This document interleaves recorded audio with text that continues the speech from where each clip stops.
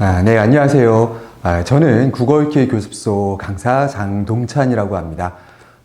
이제 제가 오늘 여러분들께 소개해 드릴 내용들은요, 이제 중학교 국어를 시작하는 많은 학부모님들께서 걱정하시는 거, 도대체 수학이나 영어 같은 것들은 중학교 때 혹은 고등학교 때 무얼 배우는지 어느 정도 워낙 오랜 기간 학원도 다녔기 때문에 알고 계신 게 많은데, 국어는 중요하다고 하는데 대체 중학교에서 뭘 배우고 어떻게 뭐가 변화하는지에 대해서 조금은 정보가 부족하신 것들이 사실입니다.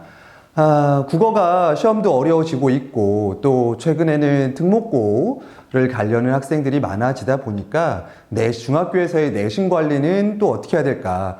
국어 이거 그냥 쉽게 갈 수 있는 건 아닐 텐데 그냥 막연한 두려움을 갖고 계신 분들이 많은 것 같으셔서 제가 중학교 국어에서 어떤 것들이 나오고 어떻게 준비하는 것이 좋을지 간략하게만 정리해서 오늘 소개해드리는 영상을 찍게 되었습니다. 그럼요. 뭐 다른 거 설명 않고요. 바로 우리 수능에서 국어가 어떻게 변화가 있는지 좀 설명을 드려보도록 하겠습니다. 자, 수능 국어의 변화라고 되어 있는데요. 자, 참고로 미리 말씀드립니다. 지금 제가 설명드리고 있는 중학교 과정, 지금 중학교 이제 2024년도니까요. 예비라는 말 안 쓰겠습니다. 이제 중학교 1학년, 중학교 2학년, 중학교 3학년들은 미리 좀 주의하실 것들이 좀 있습니다. 그것만 좀 먼저 설명하고 갈까요? 예.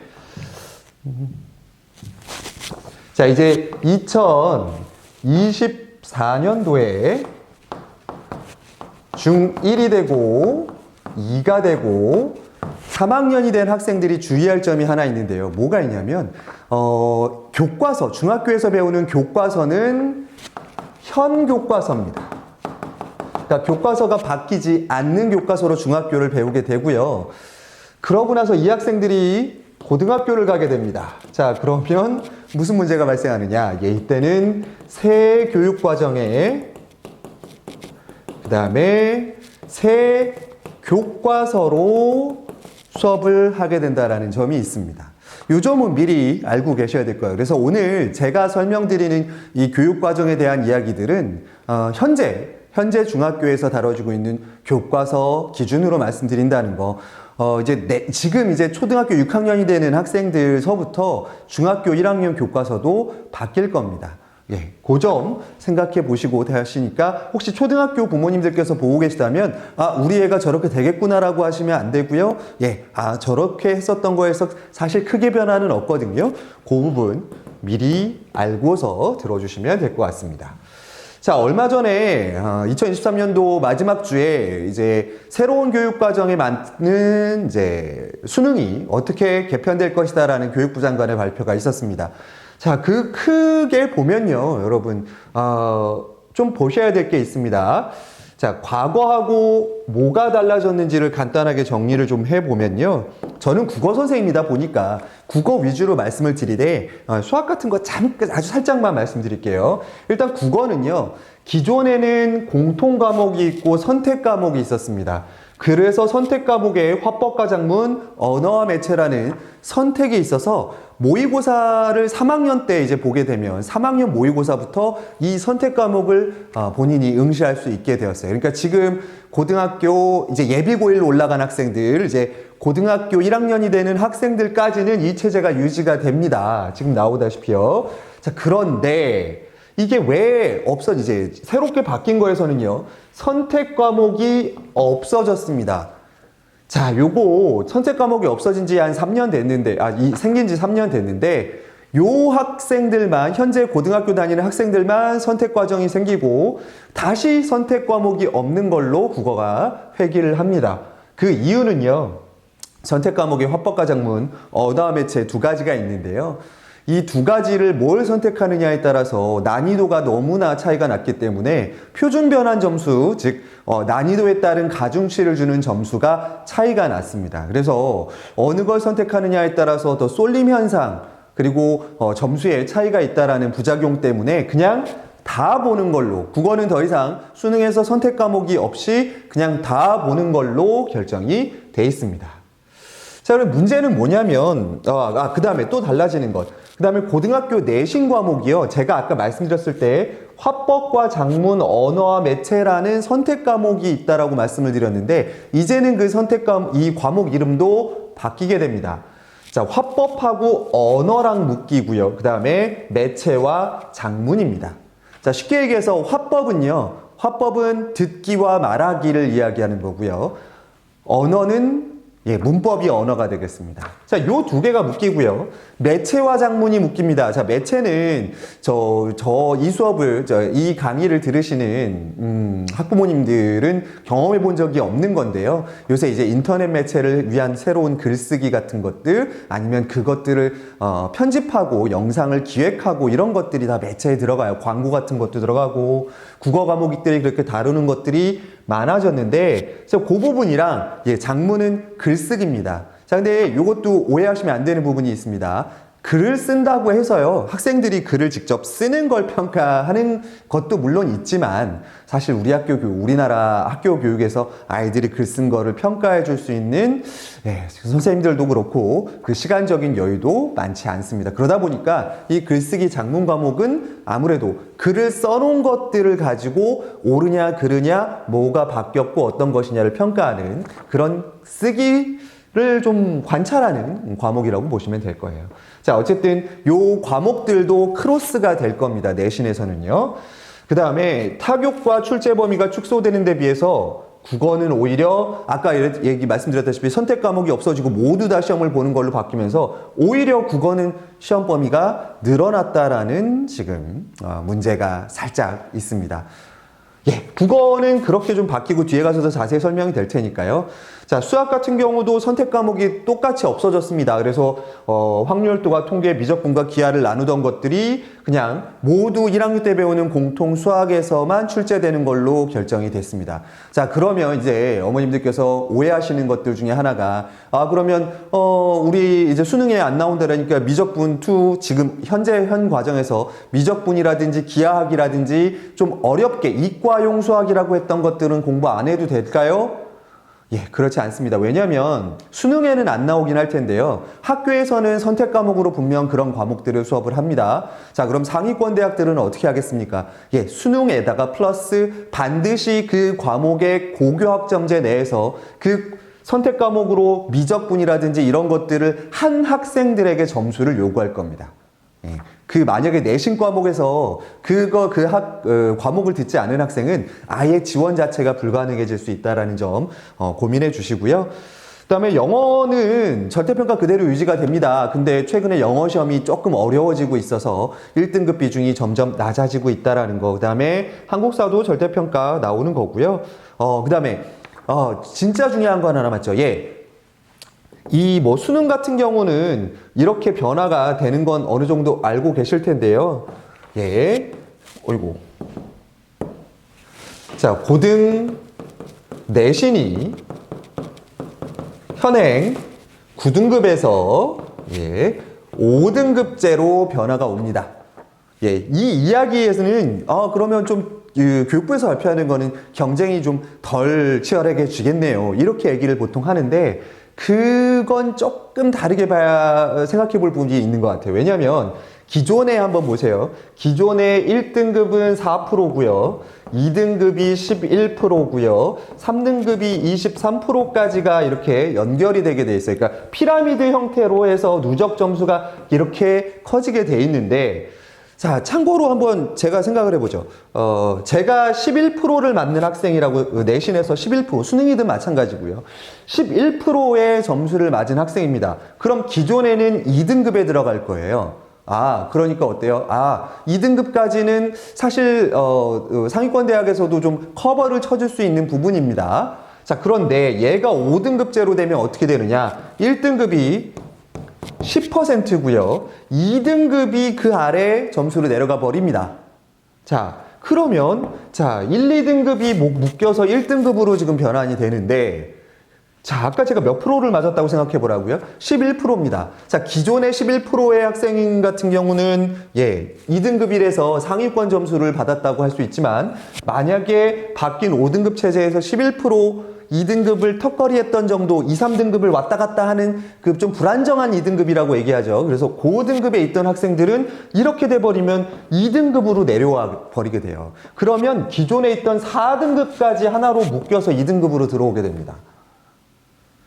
자, 이런 학생들은 이걸 단순하게 생각하면 물론 1, 2등급, 그럼 1등급 학생들 사이에서는 또 뭔가 변별점을 줘야 하고 2등급 학생들은 지금 상위권 대학을 노리기는 조금 어려워질 수 있는 상황이 발생할 겁니다.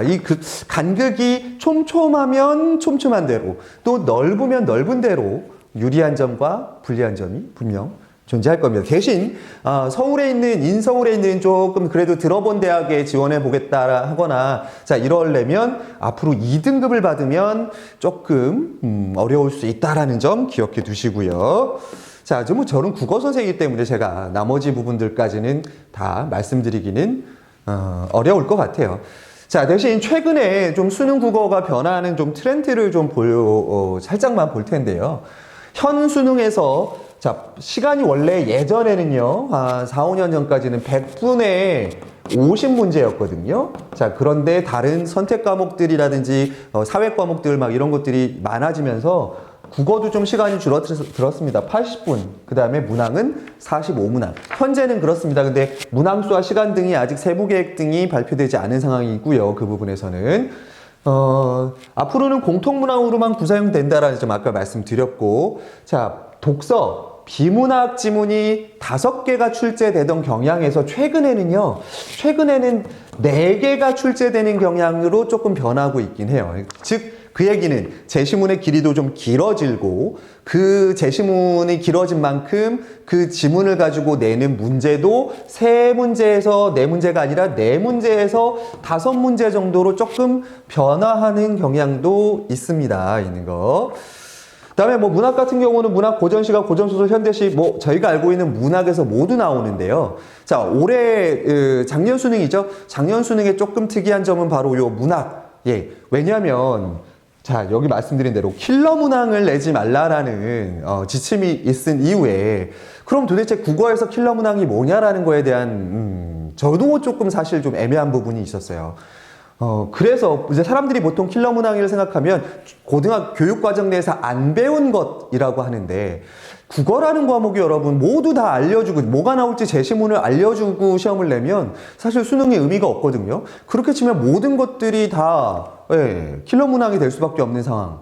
자, 그러다 보니까 아무래도 출제하는 쪽에서는 킬러 문항이라는 거에 대한 좀 배제를 하기 위한 목적인지 모르겠지만 좀 어려운 경제 파트에서 나오던 제시문들, 증시, 증권, 무역, 외환 막 이런 쪽에서 조금 생소한 개념들이 나오긴 했어요. 있는 것들. 자, 그런 데서 소재를 조금 쉽게 가져가는 대신에 대신 다른 데서 문제가 터집니다. 예.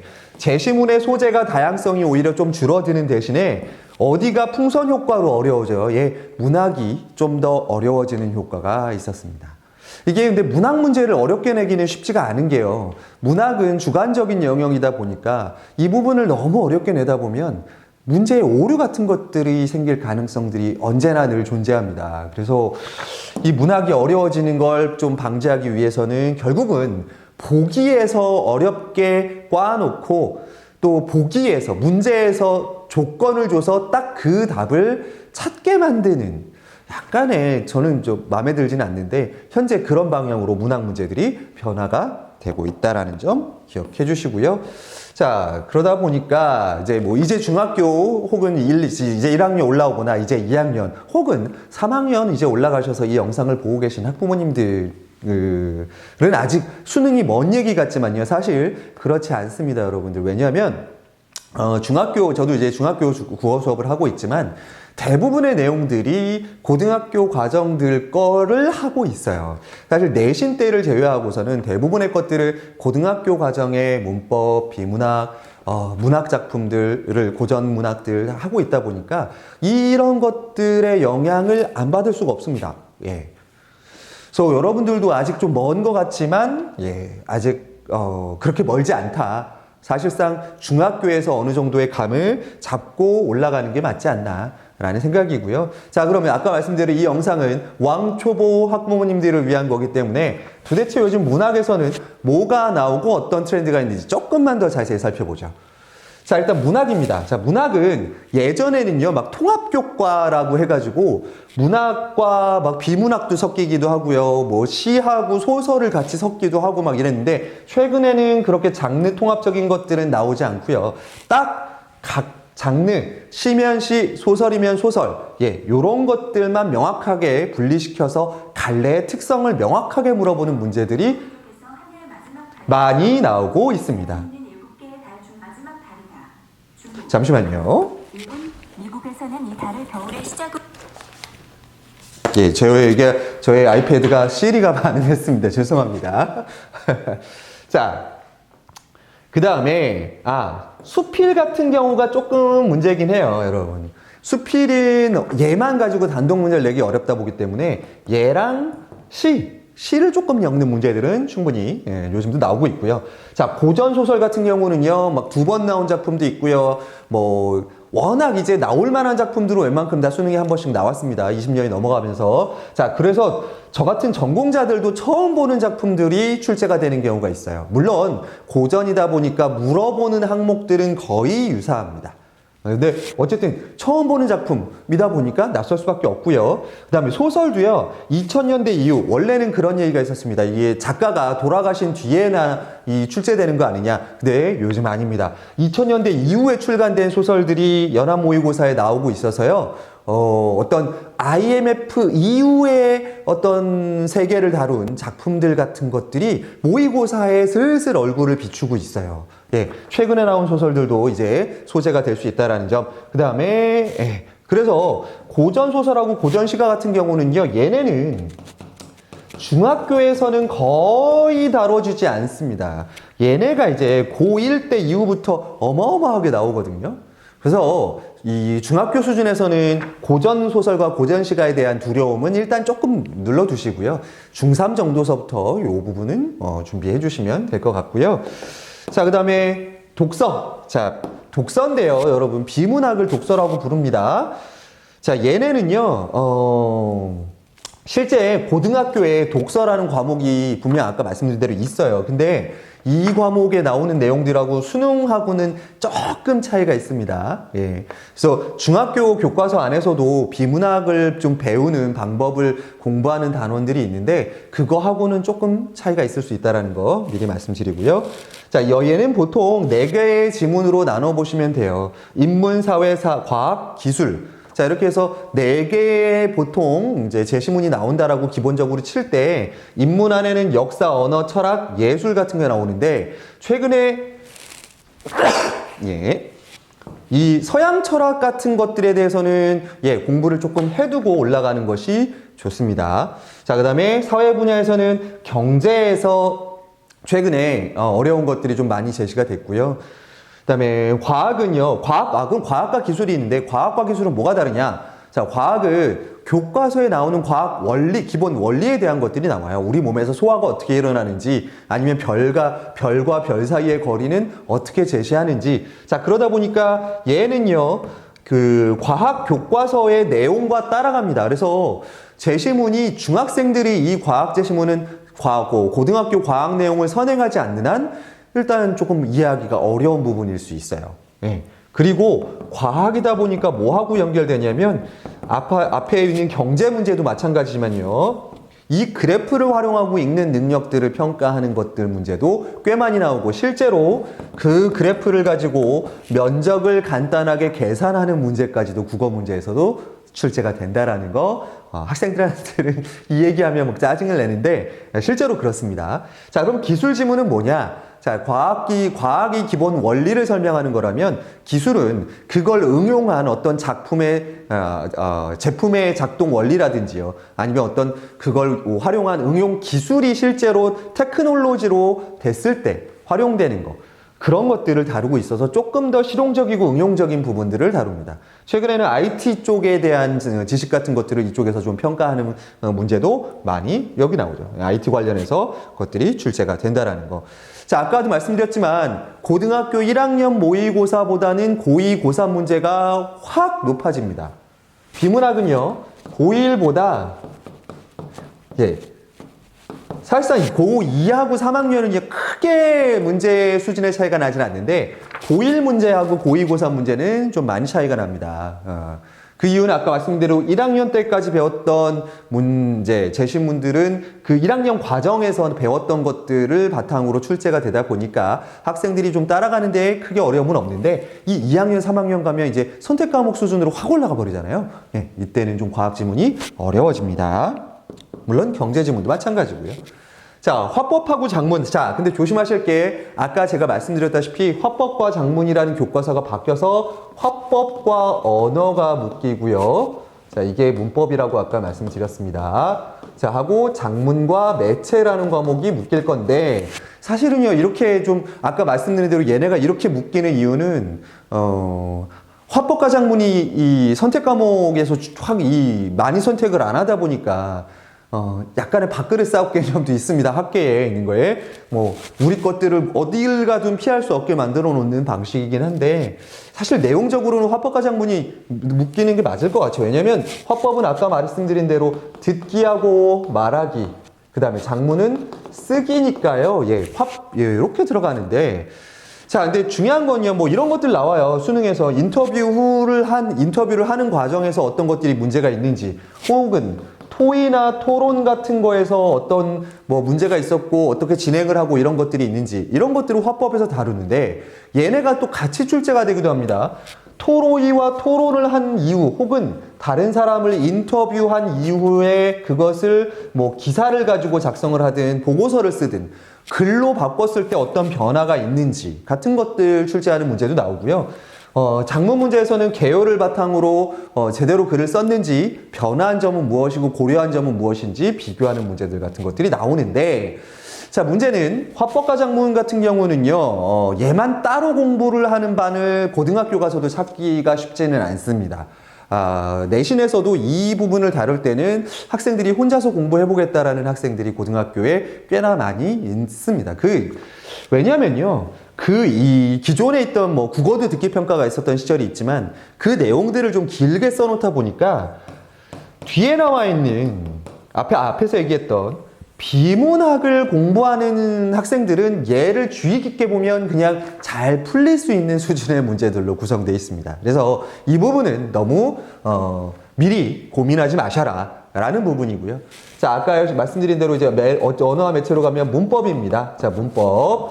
자, 문법은요, 최근 문법은 평가 내용이 실제 언어에 관한 걸로 조금 많이 변하고 있습니다. 따라서 아이들이 제일 겁내하는 중세국어 같은 것들에 대한 비중이 수능 국어에서는 조금 줄어들고 있고, 오히려 맞춤법이라든지 이런 부분, 표준어 규정 같은 거에서 더 중요해지고 있다라는 부분인 거고요.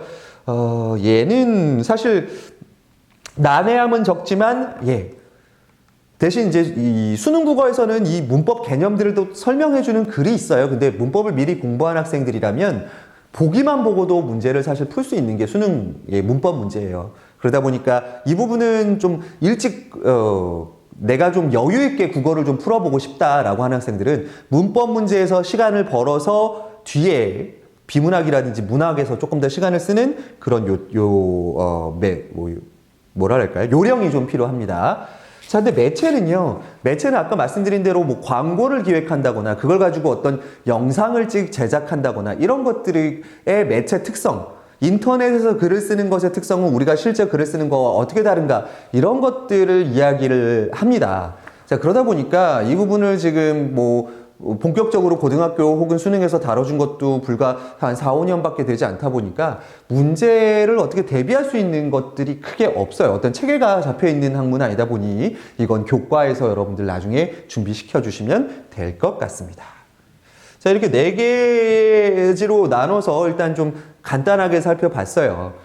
자, 그럼 지금서부터는요, 그럼 도대체 중학교에서는 저런 걸 대비해 주나요? 중학교 국어, 뭐 내신에서는 고등학교 국어랑 어떻게 연계가 되나요? 의심하시는 것 같아서 제가 좀 나눠보도록 하겠습니다. 이게 아까도 말씀드렸다시피 이 부분은 좀 조심하셔야 될 게, 바뀌는 교과서가 아니라 지금 중1, 중2, 중3 학생들이 중학교 때 배우게 될 그 교과서예요. 문제는 이제 이 학생들이 중학교 때는 이 교과서로 배우지만 나중에 고등학교 가서는 새로운 교육과정에 있는 교과서를 배우게 된다는 거겠죠. 지금 중3부터 고1 때 올라가면 새로운 교과서를 배우게 될 겁니다. 있는 거. 자, 지금 뭐 1학년을 이제 들어오시는 분들은 1학년, 2학년, 3학년을 다 좀 연계되는 걸 좀 보시고 2학년 올라가는 이제 학부모님들께서는 1학년 때 맞아 저런 걸 배웠으니까 혹시라도 놓친 게 없나 다시 한번 제가 설명드릴 것들에서 캐치를 좀 해주시면 좋겠고요.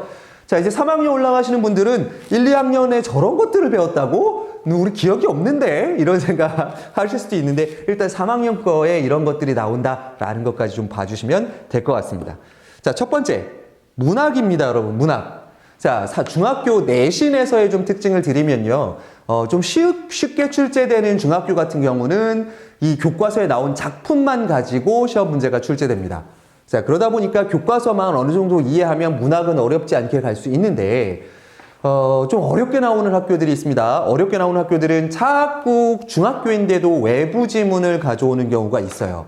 특히 이제 공립학교 같은 경우, 대부분 이제 송도에 있는 학교들은 공립학교다 보니까, 공립학교 같은 경우는 선생님을 한번 생각해 보시면 돼요.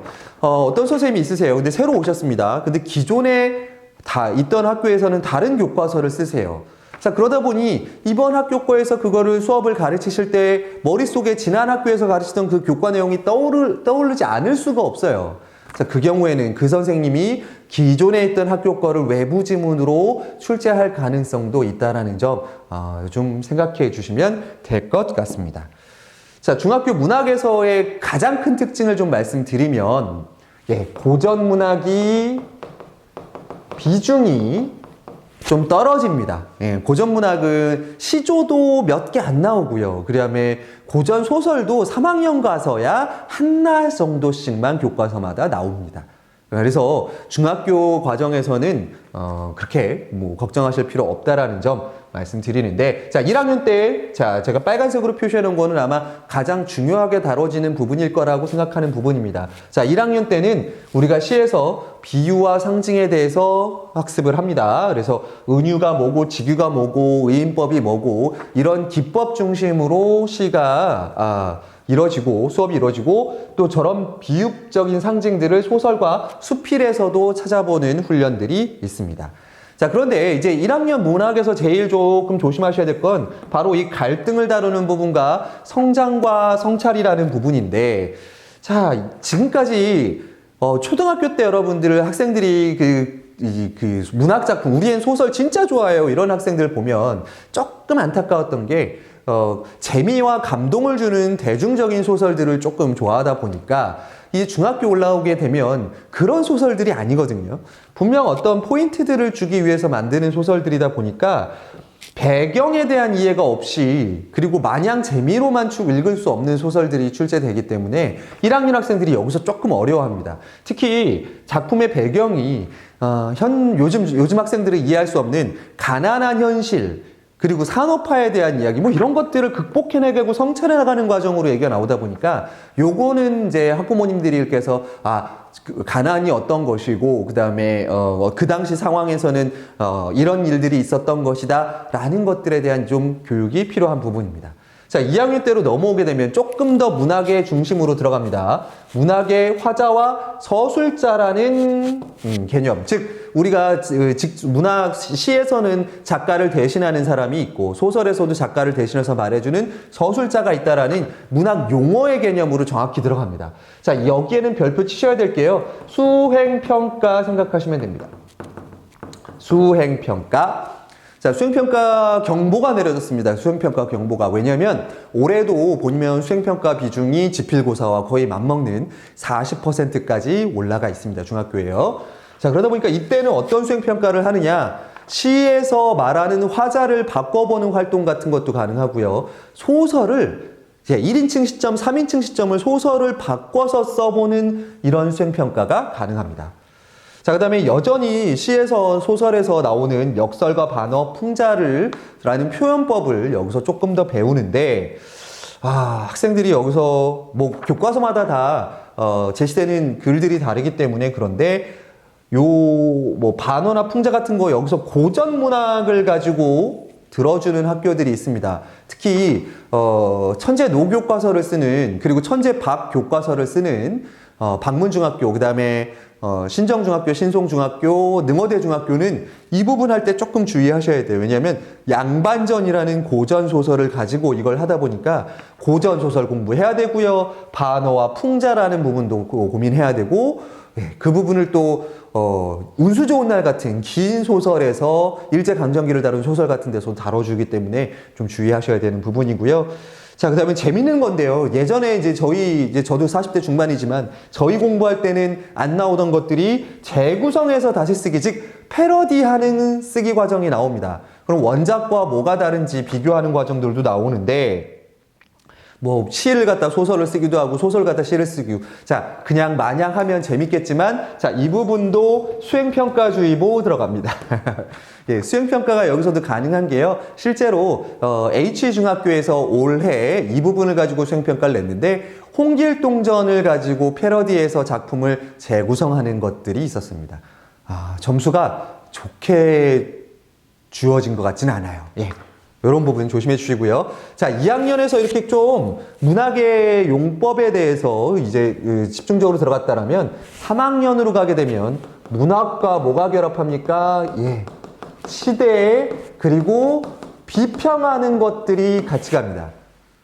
자, 3학년 가면 뭐가 달라진다고요? 예. 시대적 상황과 연결짓는 부분들이 출제가 됩니다. 따라서 교과서마다 조금 다르긴 하지만 이 시대적 배경으로 이해하는 부분에서는 조선 후기 삶의 모습들도 이해해 주셔야 돼요. 병자호란 임진년 이후에 뭐 어떤 변화가 있었는지, 그 다음에 일제강점기를 다루는 소설들 나올 거고요. 그 다음에 한국전쟁 이후 직후, 그 다음에 마지막으로 산업화 시기를 다룬 배경에 대한, 그러니까 뭐 교과서마다 다르기 때문에 이걸 뭐 다 이해하기는 어렵지만 어쨌든 이 부분들에 대한 역사적 배경 이해가 반드시 필요합니다. 자, 왜냐면 이때 이게 대부분 2학기 때 이것들이 나오는데 2학기 한국사에서 이제 조선 후기로 들어가는 부분들이 여기랑 맞물려 들어가요. 예. 그러다 보니까 아마 그렇게 연결이 돼 있다라는 거.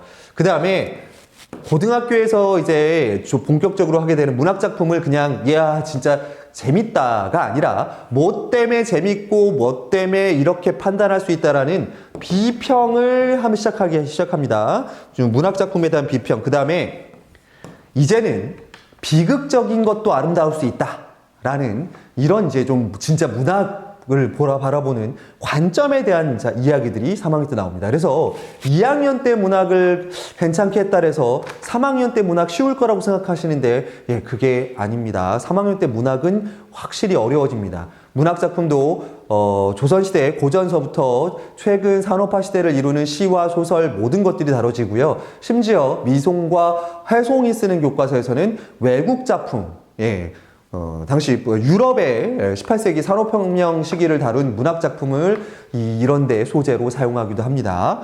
자, 이 부분은 좀 주의해서 보시면 될 것 같고요. 자, 중학교에서 다루는 화법과 작문은 얘는 자세히 설명드리진 않을게요. 자, 1학년 때는 어떤 하나의 주제에 맞게, 주제와 맞지 않는 것들을 빼버리고 그에 맞는 글을 쓰는 통일성 있는 글쓰기가 중심이라면 2학년으로 오게 되면 설명하는 글쓰기, 그 다음 3학년으로 오게 되면 주장하는 글쓰기로 이 패턴이 변화한다라는 거는 알고 계시면 좋겠습니다. 물론 글을 쓰는 부분이니까 당연히 뒤에서 알겠지만 비문학 부분에서는 설명하는 글 읽기 있을 거고요. 그 다음에 주장하는 글을 읽기도 연결이 돼 있을 거예요. 자, 근데 이렇게 보시면 돼요. 1학년은 말하고 듣고 이런 것들에 대한 기초가 나오고 2학년 때는 쓰기에서 읽고 쓰는 부분에서는 설명하는 글의 위주라면 3학년으로 오면 2학년이 설명 위주라면 3학년으로 오면 모든 것들이 대부분 주장하는 것과 연관이 있다는 것. 왜냐면요, 여기 보시면 토의하기가 1학년 때 나오는데, 자, 이게 3학년 때 제가 적진 않았는데 토론하기가 바로 이 3학년 부분에 나와요. 그러면 토론하는 부분, 주장하는 글 쓰고 그 다음에 다른 사람을 설득하는 것도 역시 주장하는 글이거든요. 뭐 여기서는 김연아가 평창올림픽에서 유치할 때 어떤 이야기를 했었는지 같은 것도 나오고요. 재미있으려면 재미가 있겠지만 막 진짜 3학년 가서 이 주장하는 글 때문에 조금 어려워져요. 왜냐면 애초에 좀 주장에 대한 근거 같은 거 찾는 능력들이 좀 부족한 학생들이라면 3학년에 조금 어려움을 겪을 수 있습니다. 자, 이렇게 화법과작문은 간단하게 정리하고 아마 제일 걱정하시는 부분이 바로 이 문법 부분일 거예요. 있는 거. 자, 제가 여기서 중학교 국어에서 문법을 공부하실 때의 포인트만 하나 말씀을 드릴게요. 이제 가끔 이제 학생들 중에는 문법 공부하다가 조금 이제 학원 같은 거를 안 다니다가 문법 시험 때문에 시험을 망해서 학원을 오게 되는 경우가 있어요. 근데 그 경우에 학생들이 어떤 점이 제일 문제가 되냐면, 그리고 제일 적응하기 어려운 점이 뭐냐면, 대부분의 학원 선생님들께서 수업을 해주실 때는 문법에서 사용하는 용어들이 있어요. 문법 용어라는 것들. 자, 그런 것들을 가지고 설명을 하십니다. 근데 학교 교과서는요, 문법 용어가 빠져 있어요.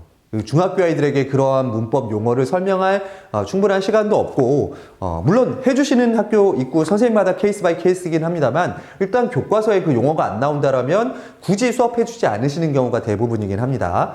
따라서 그 학생들이 공부를 해보겠다고 나중에 학원을 왔을 때 제일 어려워하는 부분이 바로 그 말이 뭔지 모르겠다라는 거예요.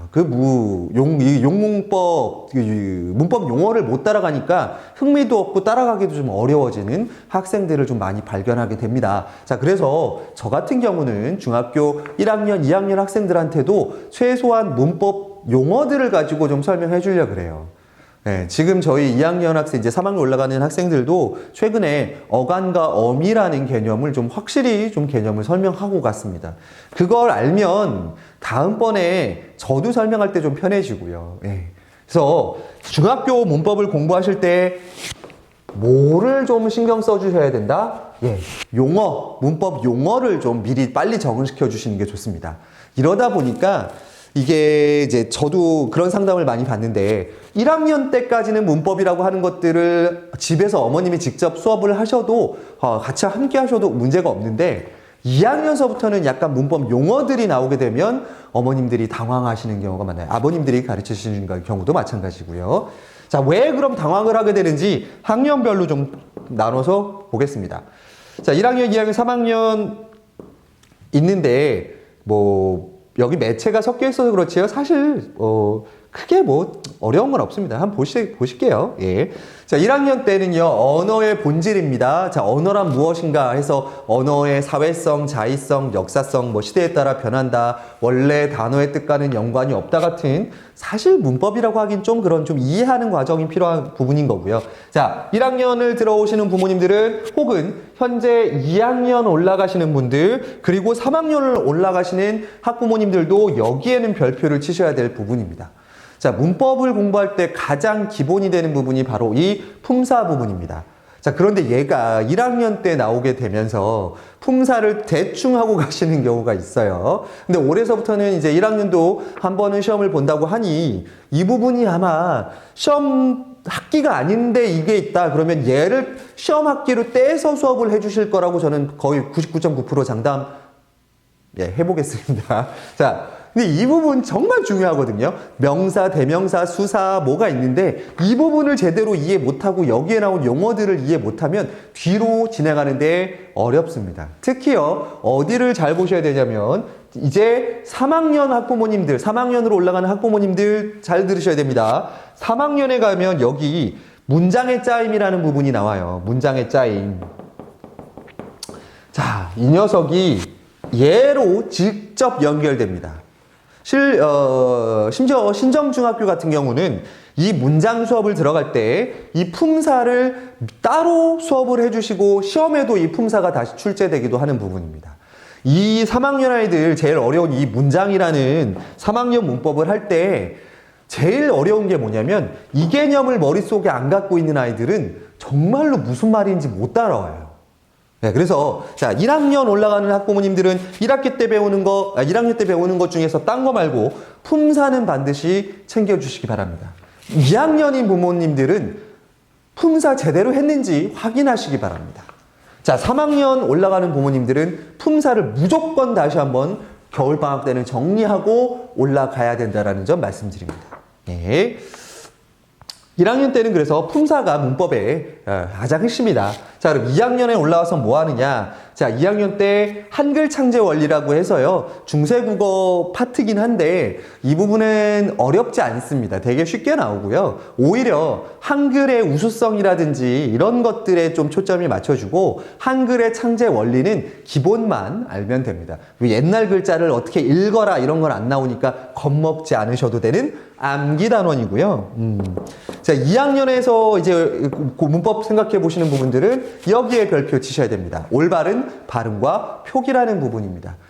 자, 여기에서 이제 많은 학부모님들이 국어는 혼자 집에서 해보려고 했는데 이번 시험에서 큰일 났어요 라고 하시는 부분이 이 파트가 나올 때예요. 이거 교과서마다 1학기 때 나올 때 있고 2학기 때 나올 때 있고 해서 나눠지는데 이 부분에서 드디어 문법 용어들이 조금씩 나오는데 아무리 어머님들 아버님들이 공부를 많이 초등학교 예전에 과거에 하셨더라도 이 부분의 디테일까지는 생각이 잘 안 나요. 그래서 뭐가 중요한지를 되게 어렵게 생각하시는 부분이에요. 그러니까 이 부분은 뭐냐면 발음을 어떻게 정확히 하는가, 예외, 그 발음법의 예외는 무엇인가 하고 고등학교 1학년 과정의 것들을 일부 가져와서 설명을 합니다. 자, 근데 이제 왜 얘는 표준어고 왜 얘는 표준어가 안 돼요? 이런 거 같은 것들은 부모님들이 여기서 이제 질문을 듣게 되면 그거야 아니라잖아 이렇게 이제 막 얼버무리면서 넘어가게 돼요. 그래서 혹시라도 2학년에서 혼자 공부할 친구들은 이 부분을 조금 뭐 인강을 통해서라도 반드시 좀 보충을 받으셔야 되고 어머님하고 혼자 하기에는 조금 무리가 있는 단원이다 고민해 보시면 됩니다. 자, 그러고 나면 이제 3학년 때는 문법이 뭐가 나오느냐? 자, 의문 체계라는 게 일단 나옵니다.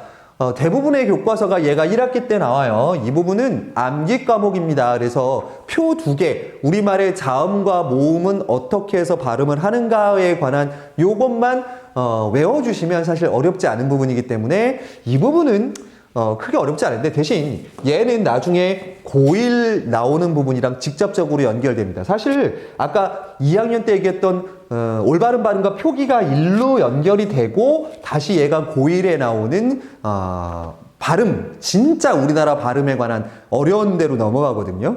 그래서 요 부분은 어렵진 않은데 고등학교 과정을 위해서라도 좀 열심히 해놔야 될 필요성은 있다. 그 다음에 뭐 북한말의 이해라고 하는데 이거는 사실상 여러분 저거는 아니에요. 문법 단어는 아니고 그 다음에 문장의 짜임. 자, 여기에 별표 치시기 바랍니다. 3학년 올라가시는 학부모님들 혹은 이제 1, 2학년에서 3학년 거 뭐 나오는지 궁금해 하시는 분들은 얘 보셔야 됩니다. 네, 아주 중요한데 제일 어려운 부분이기도 해요. 왜냐? 아까 말씀드렸던 1학년 때 배웠던 뭐랑 연결된다고요? 1학년 때 배웠던 이 품사가 직접적으로 연결됩니다. 그리고 여기에서 이제 저 같은 경우는 어미와 조사라는 이 품사를 가지고 이 부분을 저희 중학교 2학년 학생들이 이제 수업을 해줬는데 이런 용어들에 대해서 알고 있어야지만 여기 때 배웠던 거가 고등학교 1학년 가면 또 나오고 고2 때 또 나와요. 예. 이런 것들이 용어를 좀 중학교 수준의 그냥 문제만 푸는 걸로 만족하다가는 이런 용어들을 놓치거든요. 이런 용어를 미리 배워둬야 돼야 고등학교 거로 바로 연결이 돼요. 사실 솔직하게 말씀드리면 이 부분을 저희도 그래서 이번 졸업하는 3학년들 수업할 때 그냥 고등학교 개념으로 수업을 해줬어요. 그 학생들 수능 문제 그냥 그대로 적용시켜서 풀 수 있습니다. 틀려도 이해할 수준까지는 중학교 때 만들어 놓고 올라가시면 훨씬 편하게 하실 수 있습니다. 자, 그러면 뭐 사실 제가 이제 문법을 좀 걱정하시는 분들을 위해서 말씀을 드리면 이게 중1 과정서부터 고1까지 겹치는 부분 없이 하나씩 쪼개서 문법을 다 배워요. 그러고 이제 고2 때 나오는 선택 과목에 가서 걔를 선택 과목마다 이건 뭐 다른 것도 마찬가지입니다. 문학도 마찬가지고요. 요렇게 해서 쪼개서 더 한번 심화가 되는 과정으로 수업이 국어가 진행이 됩니다. 그러다 보니까 지금 위에 제가 설명하다 만 부분이 있는데 중학교에서는요, 아까 얘기한 대로 소리가 어떻게 발음이 변화가 되는지가 지금 빠져 있고요. 그 다음에 단어를 만들 때 형태소라든지 합성어, 파생어가 어떻게 만들어지는지도 고등학교로 올라가 있고요. 그 다음에 높임법, 피동표현, 사동표현, 종결표현, 부정표현도 고등학교 1학년으로 올라가 있습니다. 그 다음에 맞춤법 규정도 사실 어려운 것들은 다 고등학교에 올라가서 한꺼번에 몰려오고요. 자, 그 다음에 특히 중세국어는 비중이 줄었음에도 불구하고 내신에서는 선생님들이 참 좋아하시거든요. 그러다 보니까 이 녀석 내용도 고등학교 1학년 2학기 가서 처음 나옵니다. 자, 문제는 이 녀석들이 제가 지금 적어놓은 것들이에요, 여러분. 고1 때 터져 나옵니다. 모르겠어요. 지금 바뀌는 교과서가 제가 알고 있기로는 이 내용들이 일부가 중학교로 내려오거든요. 확실한 건 형태소 단어의 형성 같은 것들, 높임법들 얘네가 다시 중학교로 내려오게 돼 있어요. 그런데 지금 1학년, 2학년, 3학년들 아까 말씀드렸다시피 이 학생들은 중학교가 지금 교과서고 고등학교서 가서는 새 교과서란 말이에요. 이 학생 고등학교 올라가는 교과서는 이 학생들이 이거를 중학교 때 배우고 올라갔다라는 가정하에 만들어지게 돼 있습니다. 자, 그러다 보니 중학교에서 이 고등학교 과정들을 나오는 요소들을 최소한 한 번씩은 경험을 하고 올라가야 될 필요성이 반드시 있습니다. 저도 선행학습 이거 하세요란 말은 진짜 잘 안 하는 스타일인데 교과서가 바뀌면서 어쩔 수 없이 중학교 과정에서 좀 보셔야 될 필요성이 있게 됩니다. 자, 마지막으로 비문학 영역인데 비문학 영역 아까 말씀드렸다시피 이 학교 교과서에 나오는 거하고 수능에 나오는 비문학하고는요 이게 평가하는 것도 조금씩 좀 달라요. 그래서 이 내신을 준비하는 걸로는 수능 대비가 되지는 않는다라는 점 그럼 생각해 주시고요. 얘도 제가 크게 설명드리지는 않겠습니다. 왜냐하면 1학년 때는 요약하는 요약하면 읽는 거, 즉 토픽이 뭐냐. 왜? 근데 이 부분 아까 어디랑 연결되냐면 통일성, 주제와 상관 있게 글쓰기 부분이랑 연결되거든요. 그러니까 그런 부분이랑 연결시켜서 보는 거기 때문에 어려운 부분은 없고요. 자, 2학년 때는 아까 말씀드린 대로 설명하는 방법, 뭐 예시가 뭐고 비교, 대조가 뭐고 분류가 뭐고 구분이 뭐고 이런 부분과 함께 설명하는 글을 읽는 방법, 그리고 글을 쓰는 방법이 나오고 자, 3학년으로 올라가면 비문학 단원이 진짜 많이 나옵니다. 왜 이렇게 3학년 가서 빵 터트리는지 모르겠는데 대부분 뭐와 관련한 것들입니까? 주장과 관련하는 것들. 여기도 보시면 동일한 화제의 다른 관점. 즉 같은 소재인데 긍정적으로 바라보느냐 부정적으로 바라보느냐. 그럼 긍정적으로 바라보는 근거가 뭐냐? 부정적으로 바라보는 근거가 뭐냐? 이런 식으로 나눠놓은 문제들이 나오고요. 그다음에 주장하는 글을 당연히 서론, 본론, 결론에 따라서 어떤 특성이 있느냐. 그다음에 아까 저희가 화법에서 얘기했던 토론하는 과정, 그거 나오는 부분도 신경 쓰셔야 되고, 그다음에 자, 논리와 놀자라는 책 예전에 기억나십니까? 자, 귀납이 뭐고, 연역이 뭐고, 유비추리가 뭐고 하는 부분들도 주장하는 건데 이것도 역시 3학년에서 한꺼번에 빵 하고 터져 나옵니다.